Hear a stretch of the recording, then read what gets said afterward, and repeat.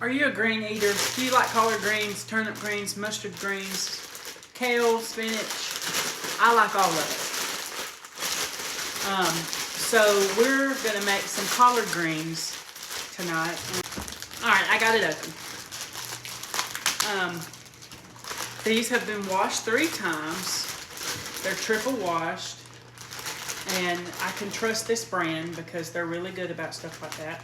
So I'm gonna put some greens down in there in the pot. And now I'm going to take a ham hock that I have here and put it down in there. What kind of meat do you like to use to flavor your greens or your peas or your soups? For greens, I love ham hock. I also like to use bacon. I also love salt meat, salt pork. For like black-eyed peas or something like that, I love bacon. I normally use bacon in those.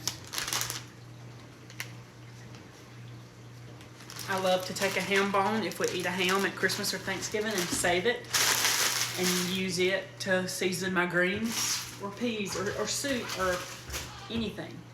All right, so those have filled this pot up. Now, if you want to wash and chop collards, that's fine. But now I've got about 4 cups of water that I'm gonna pour over.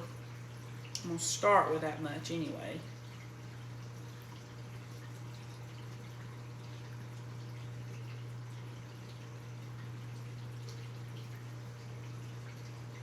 A lot of people don't like collard greens and cabbage and stuff because of the way it smells.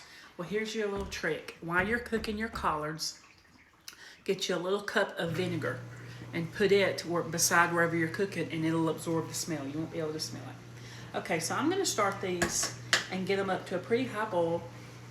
But to me, I love that smell. It reminds me of my grandmother. And because I'm using ham hock, I'm not gonna use too much salt. But then again, they do need salt. Not that much.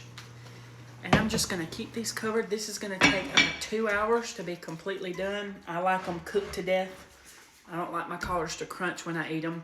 So I'm just gonna stir them occasionally. If you wanna add a whole bunch of seasonings, feel free to do that.